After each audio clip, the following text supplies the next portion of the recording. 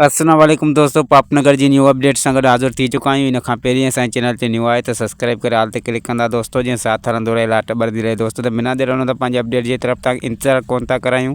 जी दोस्तों, त रोशन जी तबियत तमामु ख़राब थी चुकी आहे कैद में दोस्तों। ऐं जॾहिं शाहनवाज़ ख़ान हुनजी तबियत ॾिसी करे हुनखे अहसासु अचणु लॻो त बालाज ख़ान जो हू भाउ आहे, पोइ बि हुनखे अहसासु आहे। ऐं बालाज ख़ान जे कैद में पाण ख़ुदि शाहनवाज़ बंदि आहे।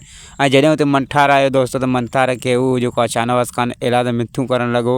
त बालाज ख़ान जे ज़ुल्म में आख़िर तव्हां केतिरो हुनजो साथ ॾींदव। रोशन उहो तड़पी रहियो आहे। जे अगरि मरी वियो त इहो केस बि, इहो जुर्म बि तव्हांजे ॻीचे में पवंदो। ऐं मालिक तव्हां कॾहिं बि बख़्श कोन कंदो।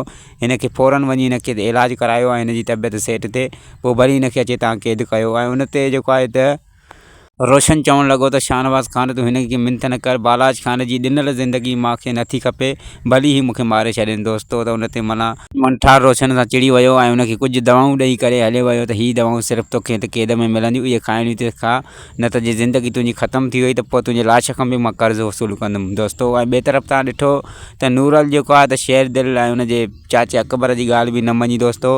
ऐं शेरदिल हुनखे वराए वराए सम्झाइणु लॻो त इहो जेको ग़लति आहे, बालाज ख़ान ग़लति आहे।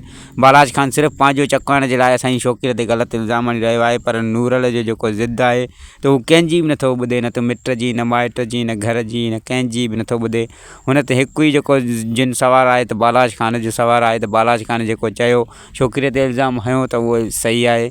ऐं नूरल कंहिंजी बि न मञींदो दोस्तों।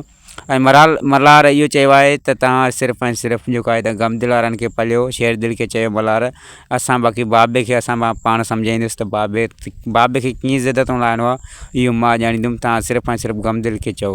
उमेदु आहे त हीअ वीडियो तव्हांखे पसंदि आई हूंदी। पसंदि अचे त लाइक सब्सक्राइब शेयर ज़रूरु कंदा। वरी मिलंदासीं न्यू वीडियो जी अपडेट सां।